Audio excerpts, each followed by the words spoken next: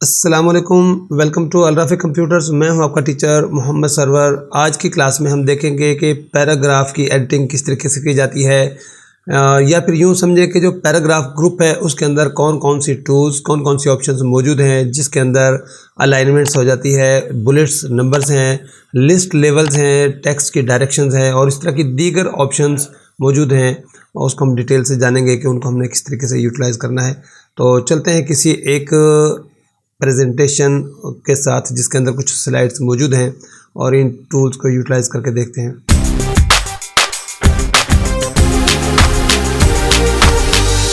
Screen पर आप देख सकते हैं ये वही प्रेजेंटेशन है जो लास्ट क्लास में हमने यूज़ की थी। इसके अंदर मैंने एक स्लाइड को सिलेक्ट किया है। इस स्लाइड के ऊपर कुछ कंटेंट मौजूद है जो कि एक कंटेनर के अंदर, यानी कि एक टेक्स्ट बॉक्स के अंदर मौजूद है। और पैराग्राफ अगर आप यहाँ पर देखें तो आपको होम टैब के अंदर पैराग्राफ का ग्रुप यहाँ पर मिल जाता है जिसके अंदर ये सारी चीज़ें अलाइनमेंट वगैरह मौजूद हैं। तो सिलेक्शन करने के लिए जैसा कि हम फ़ॉन्ट की सिलेक्शन करते थे तो मखसूस फ़ॉन्ट्स की सिलेक्शन करने के लिए आपको ये करना ज़रूरी था कि उन फ़ॉन्ट्स को सिलेक्ट करें। यहाँ पर आपने जस्ट क्लिक करना है, कंटेनर पर क्लिक कर दें या फिर अंदर जो आपका कंटेंट है। अगर एक से ज़्यादा यहाँ पर बुलेट्स और नंबर लगे हुए हैं, बुलेट नंबर के हैं, ये भी अभी हम इसी आज वीडियो के अंदर देखेंगे। अगर बुलेट्स और नंबर ज़्यादा लगे हुए हैं तो फिर आप कंटेनर को सिलेक्ट करके इसके अलाइनमेंट वगैरह नहीं कर सकते। अगर एक ही टेक्स्ट बॉक्स है और उसके अंदर कुछ डाटा मौजूद है तो फिर आप इस कंटेनर को सिलेक्ट करके भी अलाइनमेंट कर सकते हैं। जैसा कि ये लाइंस आपको नज़र आ रही हैं, अब ये लेफ़्ट अलाइन है, यहाँ से आप देखें लेफ़्ट अलाइनमेंट है। अगर आप इसको सेंटर अलाइन करना चाहते हैं तो यहाँ से आप कर सकते हैं, और राइट अलाइनमेंट करने के लिए आप इसको कुछ इस तरीके से यहाँ पर राइट लाइन कर सकते हैं। अब हम चलते हैं, एक ब्लैंक स्लाइड ले लेते हैं। मैं यहाँ से ये जो न्यू स्लाइड का ऑप्शन है यहाँ पर जाऊँगा और एक ब्लैंक स्लाइड ले लेता हूँ। यहाँ पर हम एक इंसर्ट कर लेते हैं, एक टेक्स्ट बॉक्स, और टेक्स्ट बॉक्स के अंदर हम कुछ टेक्स्ट डालेंगे। और टेक्स्ट क्या डालेंगे, बल्कि हम देखते हैं कि इसके अंदर जो बाकी हमारे पास एक ऑप्शन मौजूद है, यहाँ पर बुलेट्स और नंबर की ऑप्शन है। यानी कि अगर आपने पॉइंट्स बनाकर कोई चीज़ लिखनी है तो आपको यहाँ से बुलेट्स ऐड करने पड़ते हैं।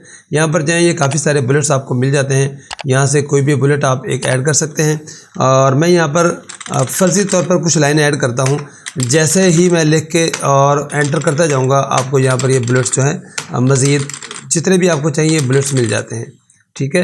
अब इसके अलाइनमेंट के हवाले से अगर आपने इनके अलाइनमेंट करनी है तो इसके अलाइनमेंट करने के लिए ये देखें कि मैंने इस एक बुलेट को सिलेक्ट किया हुआ था और मैंने अलाइनमेंट की है तो ये सेंटर अलाइन हो जाता है और यहाँ से राइट अलाइनमेंट हो गई है। लेकिन अगर मैं इन तमाम जितने भी बुलेट्स हैं सबको एक साथ अलाइनमेंट करना चाहता हूँ तो उसके लिए मैंने इस टेक्स्ट बॉक्स को सिलेक्ट करना है। इस टेक्स्ट बॉक्स को सिलेक्ट करने के बाद अगर मैं अब राइट साइड पे करूं और या सेंटर अलाइन करूं या लेफ़्ट अलाइन करूं तो सारे के सारे बुलेट्स जो हैं वो एक साथ ही उनके अलाइनमेंट हो जाती है। अभी ये बुलेट्स की हम बात कर रहे थे, यहाँ से हम ये बुलेट्स वगैरह चेंज कर सकते हैं। सिलेक्शन करने की ज़रूरत नहीं है, जस्ट इस टेक्स्ट बॉक्स को सिलेक्ट करें और यहाँ से जो चाहें आप इसको बुलेट चेंज कर सकते हैं। अगर आप चाहें तो यहाँ से डायरेक्ट ये कुछ नंबर्स के ऑप्शन मौजूद हैं, यहाँ से नंबर पे भी कन्वर्ट कर सकते हैं। और जिस तरह के भी आप नंबर के ऑप्शन लगाना चाहें, ये नंबर्स हैं और साथ ही ये बुलेट्स आपने देख लिए हैं। अगर आपने लगा रखे हैं और बुलेट्स और नंबर ख़त्म करना है, इधर से कर लें नन के ऊपर तो भी ख़त्म हो जाता है, और यहाँ से नन पर क्लिक कर दें तो भी ये ख़त्म हो जाता है। ठीक है। अब बुलेट्स और नंबर के जो है वो यहाँ से ख़त्म हो चुके हैं। अब यहाँ पर ये देखें, आपको लेवल को इंक्रीज़ करने के ऑप्शन मौजूद है।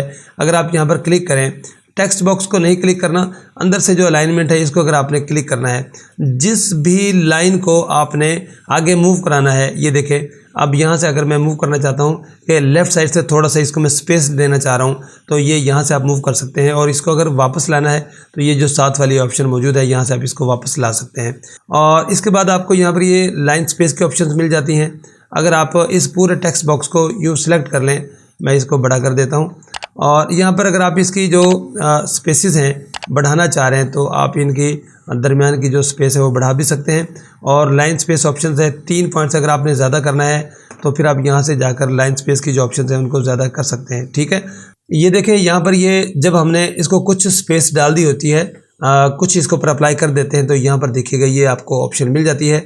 ये 3 पॉइंट है, आप चाहें तो यहाँ से इसकी मेजरमेंट जो है चेंज करके इसको अगर आप ओके क्लिक करें तो जो लाइन की स्पेसेस है वो बढ़ जाती हैं। अब ये सिर्फ एक लाइन की स्पेस जो है वो इसमें इजाफा हुआ है। इसके साथ ये टेक्स्ट की डायरेक्शंस हैं कि हम लेफ़्ट से राइट की तरफ लिख रहे हैं। अगर आप राइट से लेफ़्ट की तरफ लिखना चाहते हैं तो यहाँ पर क्लिक कर दें। अब आप जो भी टेक्स्ट यहाँ पर टाइप करेंगे, अब ये ऐसे जैसे कि हम उर्दू टाइप कर रहे होते हैं, अगर आपने उर्दू में लिखना है कुछ यहाँ पर तो आप ये इसके लिए इस डायरेक्शन को यूज़ कर सकते हैं। अब इसके साथ अगर आप यहाँ पर देखें तो आपको ये कॉलम्स के ऑप्शन मौजूद हैं। जैसा कि हमने MS वर्ड की क्लास के अंदर एक ही उसके अंदर काफ़ी कॉलम्स क्रिएट किए थे, इसको हम डिटेल से बाद में देख सकते हैं, या फिर मैं आई बटन में लिंक दे देता हूँ, आप वो वीडियो देख सकते हैं कि कॉलम आपने कैसे क्रिएट करने हैं। और साथ ही ये टेक्स्ट के डायरेक्शन के ऑप्शन मौजूद हैं। इसके लिए मैं एक दूसरा यहाँ पर जो है ना ये वाला ये ले लेता हूँ, ठीक है। ये स्लाइड ओपन कर लिए मैंने और यहाँ से टेक्स्ट के डायरेक्शन यहाँ पर कुछ जो है ना आपको प्रीसेट्स दिए हुए हैं डायरेक्शन के, कि इस तरीके से आप अपनी टेक्स्ट के डायरेक्शन को रोटेट कर सकते हैं। और इसके साथ ही देखें अलाइन टेक्स्ट के ऑप्शन मौजूद है। टेक्स्ट को पहले मैं सीधा कर लूँ। अब ये टेक्स्ट की अलाइनमेंट है कि आपने इसको टॉप पे रखना है या मिडल में रखना है या बॉटम पे रखना है, तो जिस जगह पर आप इसको कंटेनर के अंदर रखना चाहते हैं वहाँ पर आप इसको यूटिलाइज़ कर सकते हैं। और मोर ऑप्शंस में भी आपको मज़ीद और ऑप्शंस मिल जाएंगी।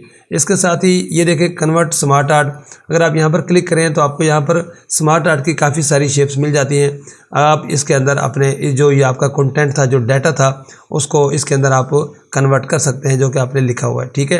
अब यहाँ से जो भी आप अप्लाई करना चाहें, फ़र्ज़ करें मैं ये चीज़ इसके ऊपर अप्लाई कर देता हूँ, ये देखें तो इस तरीके से ये स्मार्ट आर्ट के अंदर जो है ना कन्वर्ट हो जाता है। और इस साइड पे भी आप मज़ीद टेक्स्ट वगैरह डाल सकते हैं, यहाँ पर पिक्चर ऐड कर सकते हैं। अगर मैं यहाँ पर क्लिक करूँ तो ये मुझे पिक्चर ब्राउज़ करने के लिए पूछता है कि कहाँ से आपने ऐड करनी है, और जैसे मैं सिलेक्शन करूँगा यहाँ पर पिक्चर ऐड हो जाती है। तो उम्मीद है कि आज की इस क्लास के अंदर आपने काफ़ी चीज़ें सीखी होंगी। फ़िलहाल आज के लिए इतना ही है कि होम टैब के अंदर जो हमारे पास पैराग्राफ का ग्रुप था उसके अंदर हमने उसको कैसे यूटिलाइज़ करना है। अगर कोई क्वेश्चन आपके ज़हन में आ रहा है तो कमेंट सेक्शन में लिखिएगा, इंशाल्लाह मैं उसकी वजाहत कर दूँगा। मिलते हैं किसी नेक्स्ट क्लास में किसी अच्छे टॉपिक के साथ, तब तक के लिए इजाज़त दीजिए। अल्लाह हाफ़िज़।